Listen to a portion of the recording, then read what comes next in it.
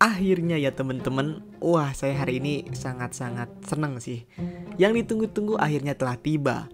JoJo Landscaper 1 sudah hadir dan tentunya ini membuat kita semua fans JoJo sangat bersemangat. Kalian gak usah baca sendiri, ketika nonton video ini saya akan mereview dan mencoba menjelaskan mengenai apa saja yang terjadi di chapter 1 ini. Dan JoJo Friday akhirnya kembali lagi. Wah, keren banget sih, seneng banget. Jadi yuk tanpa basa-basi lagi, mari kita simak bareng-bareng chapter satunya bareng saya Faris Ganesha.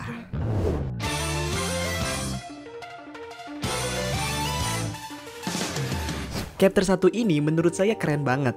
Benar-benar kebanjiran informasi sekali, di mana awalnya kita bingung dengan identitas dari MC utama kita di JoJo Lands ini. Sinopsis atau prolog yang mengatakan bahwa ini kisah seseorang anak laki-laki yang kaya raya, ternyata mengatakan sebaliknya. Karakternya seru-seru, keren-keren dan juga menarik. Sepanjang membaca chapter 1 ini, saya merinding banget karena setelah lebih dari 10 tahun mengikuti JoJo Leon, akhirnya Araki ini membuat part baru dengan karakter yang baru juga, tapi masih bisa berkaitan dengan part sebelumnya.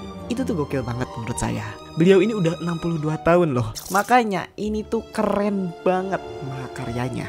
Oke, jadi kita langsung aja ke cover awal, dimana kita itu bisa melihat MC utama kita menggunakan hoodie yang bertuliskan November. November ini nanti akan merujuk kepada kekuatan stand-nya itu sendiri. Dilanjutkan dengan pernyataan yang diungkapkan oleh Araki mengenai pengertian dari stand itu sendiri. Stand adalah sesuatu yang memiliki bentuk dan juga kekuatan. Mereka ada di segala tempat dan selalu ada, tapi mereka itu tidak bisa dilihat bagi mereka yang tidak mau melihatnya. Sebuah pernyataan yang menarik yang datang langsung dari mangakanya itu sendiri. Jadi bagi kita yang masih bertanya-tanya tentang apa itu stand, di sini sudah terjawab. Kita juga bisa melihat stand alumni-alumni JoJo dari part-part sebelumnya yang membuat sekilas kita merasa nostalgia tentunya. Cerita berlangsung di sebuah kota yang dimana ada seorang polisi yang memberhentikan satu mobil pick up yang sedang berada di depannya. Di dalam mobil tersebut berisi dua orang remaja yang sedang mendengarkan perkataan bapak polisi ini. Rupanya kedua orang itu memiliki hubungan kakak beradik. Nah, si polisi ini meminta surat izin mengemudi dari si cewek ini untuk memastikan apakah si cewek ini sudah boleh untuk mengemudi atau belum. Si adiknya nyeletuk, "Mungkin kamu terlalu antusias dengan mendengarkan lagu Dua Lipa, jadi ya sekarang kita berurusan dengan polisi." Kakaknya juga ngebales dengan perkataan, "Ah, masa gitu aja ditilang?" Wih, ngelihat MC utama kita full senyum di awal chapter itu merupakan hal yang bagus ya. Jarang-jarang loh MC JoJo di awalnya udah full senyum gini. Balik lagi ke si polisi. Polisi ini tuh masih curiga terhadap cewek yang berada di dalam mobil tersebut. Ia pun langsung menarik keluar untuk diperiksa apakah si cewek ini membawa obat-obat terlarang ataupun senjata. Tapi nyatanya walaupun sebenarnya si polisi ini udah curiga dengan anak-anak remaja ini mencuri sebuah mobil, ia juga ada niatan yang sangat cabul kepada anak cewek ini. Ia mulai meraba-raba tubuh si cewek itu dan menemukan KTP yang memperlihatkan wajah dari wanita tersebut. Dan yang terjadi malah si polisi ini malah makin nambah nafsu. Emang udah tukang cabul mah memang pikirannya udah langsung keselangkangan. Si adik pun langsung beranjak keluar dari mobil dan nekat mendekati polisi yang sedang melakukan tindakan pencabulan terhadap kakaknya. Ia pun mengancam polisi ini untuk melepaskan kakaknya, kalau tidak si polisi ini akan mati. Tapi polisi ini menolak dengan keras dan mulai mengeluarkan pistol untuk menembak MC kita yang satu ini. Tiba-tiba wajah dari polisi ini meleleh bagaikan lilin yang sedang dibakar api. Matanya yang awalnya itu ada di atas, di bagian wajah, tiba-tiba turun ke bagian bawah. Ia pun segera loncat menuju pak polisi tersebut dan tiba-tiba saja dari tubuh MC ini muncul banyak sekali air yang menghujani si pak polisi sampai tubuhnya meleleh. Bagaikan mainan malam yang ditekan hingga menjadi gepeng, atau bagaikan ketika seseorang itu tertimpa oleh sesuatu yang lebih berat jadi gepeng gitu. Kakaknya pun langsung memegangi adiknya dan berkata kepada Jodio untuk berhenti. Nah. Di sini kita akhirnya mengetahui bahwa nama dari MC utama kita adalah Jodio Joestar. Ia memiliki sifat yang hampir sama seperti Fugo, di mana ia itu sangat sulit untuk menahan rasa emosionalnya ketika itu terjadi. Jodio pun membakar mobil polisi itu untuk menghapuskan bukti bahwa polisi ini datang menghampiri mereka. Dan kakaknya menggunakan kekuatan stand-nya untuk merubah plat nomor dan mengganti foto dari KTP-nya agar identitasnya aman. Mereka akhirnya sampai sampai di tempat tujuan utama mereka, kalau kita main game seperti GTA ataupun game open world lainnya, bisa disebut safe house atau base camp. Mereka menyerahkan mobil pickup itu beserta papan seluncur yang ternyata isinya itu adalah segudang senjata, dan ternyata memang benar mereka ini adalah dalang dari pencurian yang sedang dicari-cari oleh polisi. Jadi walaupun si polisi ini cabul, tapi ya bener gitu intuisinya. Setelah mendapatkan bayaran dari orang-orang tersebut, mereka pun akhirnya memutuskan untuk pulang. Mereka memiliki ibu yang bernama Barbara Ann Joestar. Selalu bangun pada pukul 7:15 pagi dan selalu memulai harinya dengan mencuci pakaian. Setelah itu ia langsung bersiap-siap di kamar mandi, kemudian menyiapkan sarapan untuk anak-anaknya, lalu mencium anak-anaknya sebentar agar bisa mengejar bis di jam 8:06 pagi. Semua tetangganya sangat menghormati Barbara.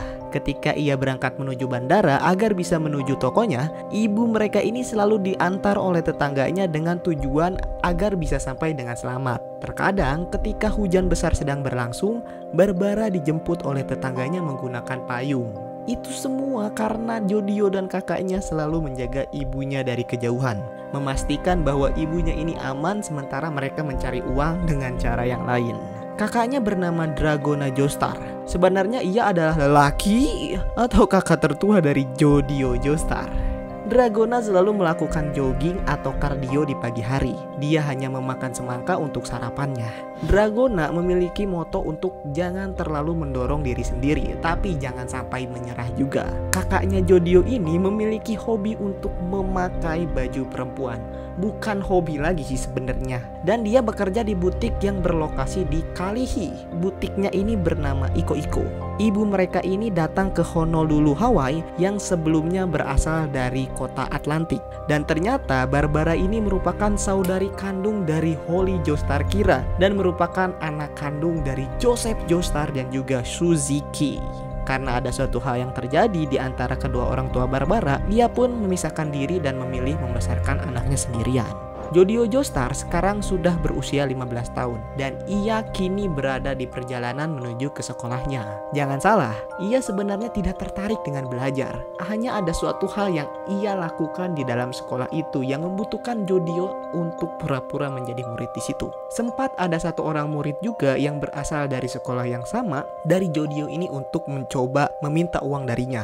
Tapi karena Jodio ini sangat temperamental, ia pun langsung menghajar temannya di dalam bus tersebut. Sesampainya di sekolah, orang yang dihajar oleh Jodio itu ternyata adalah senpainya. Jodio memanggil senpainya ini dan tentu saja meminta maaf atas hal yang sudah terjadi kepadanya. Ia bilang bahwa uang yang ia pinjamkan tadi itu lebih baik ambil aja sebagai tanda minta maaf dari Jodio itu sendiri. Tapi Jodio juga bilang bahwa kalau kamu mau melakukan hal itu, tolong jangan di bis. Karena bis itu adalah tempat umum, bukan privasi. Lalu Jodio mengatakan kepada senpainya untuk maju ke depan terus, di mana di situ ada patung presiden sekolahnya. Senpainya ini mengikuti apa yang Jodio ini katakan. Lalu ia bertemu dengan seseorang yang mengendarai skuter. Pria itu berbicara kepada senior Jodio untuk melihat ke dalam got yang ada di bawah monumen itu dan ambil barangnya. Disitulah si senior itu mendapatkan sebuah barang yang ia inginkan dari Jodio.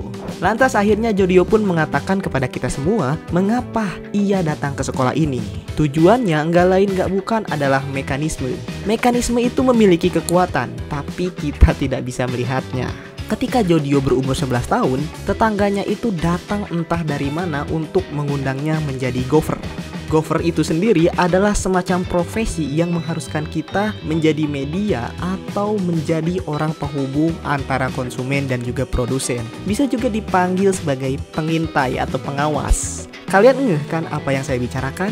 Jadi barangnya itu bukan sebarang barang, tapi bisa senjata, makanan, minuman, ataupun narkoba. Jodio dengan mudah mengantarkan sebuah barang dari satu orang ke orang lainnya dan itulah pekerjaannya. Dari hal itu ia dapat pujian dan uang yang sangat banyak. Dengan rajin melakukan pekerjaan yang sederhananya inilah, ia tidak harus berbicara tapi bisa mendapatkan kepercayaan. Mekanisme dari kepercayaan itu memiliki kekuatan yang sangat besar. Jika di suatu tempat kita tidak mengikuti hukum tersebut, asalkan kita punya banyak kepercayaan, tentu saja kita akan aman. Contohnya, Apa perbedaan Jodio dengan murid kurus dan tinggi ini? Mungkin dia lebih pintar dan juga lebih tinggi darinya, tapi dia tidak seperti Jodio yang bebas dan berada di atas. Atau contoh nyata, ketika kalian memiliki uang, kalian juga bisa mendapatkan pengakuan bahwa kalian ini akan dipercaya oleh orang di sekitar kalian. Hukum apapun tidak akan ada yang bisa menangkap kalian jika kalian memiliki kekuatan, yaitu uang. Uang bisa mendapatkan kepercayaan dan juga hukum. Jodio memilih kata mekanisme lebih dari kata sistem, karena itu sangat mirip dengan ekosistem. Jadi Jodio ini juga belum sempat melihat apa sih puncak dari mekanisme itu. Setidaknya mekanisme itu akan datang sebelum kita sebagai bentuk. Ini adalah cerita seorang anak yang menjadi kaya raya di pulau subtropikal. Dia akan menjadi kaya bagaimanapun caranya. Orang yang kita lihat menggunakan skuter tadi adalah Paco Lovelantes. 2 tahun yang lalu, si Paco ini memiliki perut yang buncit, tapi sekarang ia terlihat seperti batu yang kokoh. Paco Lovelantes masih berusia 19 tahun dan masih duduk di SMA. Jodio itu sendiri tidak tahu dengan apa yang ia lakukan selama ini, tapi tujuannya bukan belajar juga. Kuping kirinya terlihat seperti ini karena dulu ia mendapatkan perlakuan yang kasar dan ayahnya menggigit telinganya, jadi tinggal separuh. Kita bisa melihat Paco yang bergerak di belakang pembeli yang sedang memilih pakaian. Tapi kita tidak tahu bahwa si Paco ini sebenarnya sedang mencuri dompet dari si pembeli itu. Itu adalah kemampuan stand-nya. Paco tidak pernah mencoba untuk menutupi kemampuannya, tapi Paco itu adalah seorang kleptomania. Ia itu suka sekali mencuri. Dia adalah maling kelas sederhana. Dia lebih menyukai mencuri ketimbang main game atau bahkan bertarung. Ototnya ini agak berbeda dari sekian banyak manusia yang membuatnya bisa mengambil barang melalui keteknya tanpa harus menggerakkan jari. Kayak magnet lah. Karena Paco melakukan hal ini lagi dan lagi, orang yang harus mencegahnya adalah Dragona. Karena Paco melakukan hal ini tuh nggak tahu tempat, ia itu mencuri di dalam butik. Jika ketahuan, nanti yang akan rugi adalah tempat mereka bekerja. Pemilik butik yang menjadi tempat mereka bekerja ini memberikan sebuah pengumuman kepada pembeli untuk segera keluar dari butiknya. Karena butiknya ini akan segera tutup, dan pemilik butik ini tidak lain dan tidak bukan adalah kepala sekolah dari Jodio dan kawan-kawan. Ia selalu menyuruh mereka semua untuk datang ke butik ini setiap kegiatan di sekolah ini sudah selesai. Ia bernama Meryl Mikey. Umurnya itu sekarang 49 tahun. Dia juga yang membuat Iko-Iko butik. Jadi di sisi lain ia memiliki pekerjaan utamanya yaitu kepala sekolah, tapi pekerjaan sampingnya adalah pemilik butik Iko-Iko dan juga bos dari mereka. Semua baju yang ia jual di butik ini merupakan hasil karyanya, dan disitulah Dragona jadi suka cross-dressing. Meryl bahkan memiliki suami yang tampan dan 1 anak di rumah. Banyak sekali pekerjaan yang ia tekuni, dan butik ini sebenarnya adalah tempat persembunyiannya dari bisnis kriminal yang ia jalani. Meryl mengumumkan sebuah misi baru, yaitu sebuah pencurian permata biru yang memiliki 24 karat dan harganya bisa berkisar 6 juta dolar loh. Itu baru minimalnya. Pemiliknya adalah seorang warga negara Jepang yang sedang berlibur di Hawaii, dan lebih tepatnya itu di sebuah villa. Level kesusahan dari misi ini adalah A level 2, yang dimana cukup sulit mengingat grade-nya A. Ukuran diameter permatanya adalah 23 mm. Jadi menjualnya di black market tentu saja akan mendatangkan cuan yang sangat mahal. Jika berhasil, tiap kru akan mendapatkan 2% dan hasil penjualannya, dan itu sekitar 120.000 dolar.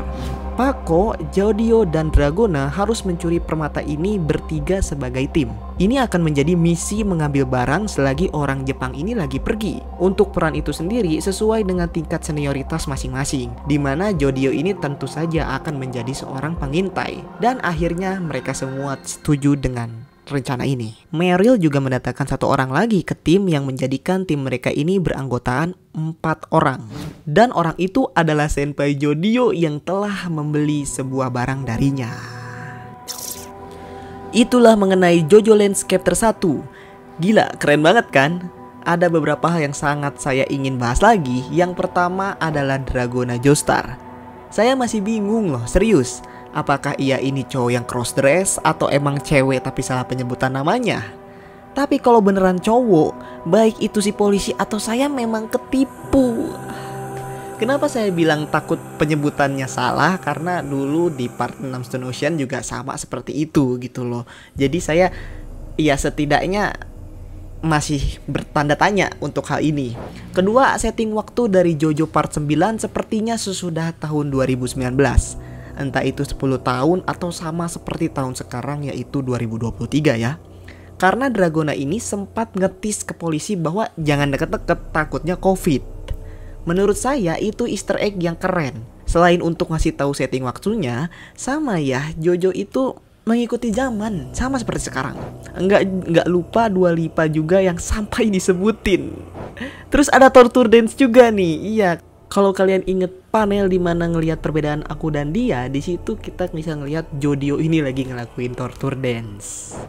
Stand yang kita ketahui di chapter 1 ini ada 3. Yang pertama itu adalah November Rain yang memiliki kekuatan untuk mengeluarkan cairan seperti hujan yang jika mengenai musuhnya ini bisa membuat objek itu seperti meleleh atau seperti karet yang diberi panas api. November Rain juga memiliki ability bernama Heavy Rain yang jatuh ke bawah akibat air yang sangat berat. Belum jelas nantinya nih jika memang stand ini akan berubah, mungkin akan lebih mantep lagi. Kita disuguhin stand yang memiliki artificial humanoid. Bagi main karakter itu udah sesuatu yang keren. November Rain ini sangat mengingatkan saya dengan doggy style dan juga fun. Bentuknya juga mungkin merupakan suatu wujud dari mekanisme yang Jodio ini suka. Lalu yang kedua ada Smooth Operator. Stand ini dimiliki oleh Dragona itu sendiri yang memiliki kemampuan untuk memanipulasi atau mengganti sesuatu yang sudah menempel di suatu objek menjadi objek yang lain. Bentuknya seperti robot buaya yang kecil, tapi di kepalanya mereka ada tulisan seperti SO yang merupakan inisial dari Smooth Operator. Dan terakhir adalah The Hustle. Stand ini dimiliki oleh Pako yang berupa otot di tangannya yang bisa membuatnya mengambil barang bahkan tanpa harus dipegang. Juga ada konsep mekanisme yang saya sukai. Entah mengapa, keren aja gitu ada seseorang yang berpikir seperti itu. Iya memang, ketika seseorang memiliki mekanisme dari suatu hal, ya itu akan menguntungkannya. Dan satu lagi mengenai orang Jepang yang sedang liburan itu sendiri yang menjadi pertanyaan saya nanti. Apakah itu Gapi? Ya tentu saja mungkin dia sedang mencari kehadiran dari saudaranya atau sepupunya itu sendiri yaitu Jodio. Saya juga nggak tahu sih teman-teman, itu hanya batas sotoi saja. Terima kasih teman-teman yang udah nonton. Mohon maaf bila ada kesalahan kata atau ucapan yang saya ucapkan. Terima kasih dan sampai jumpa lagi di video yang lain.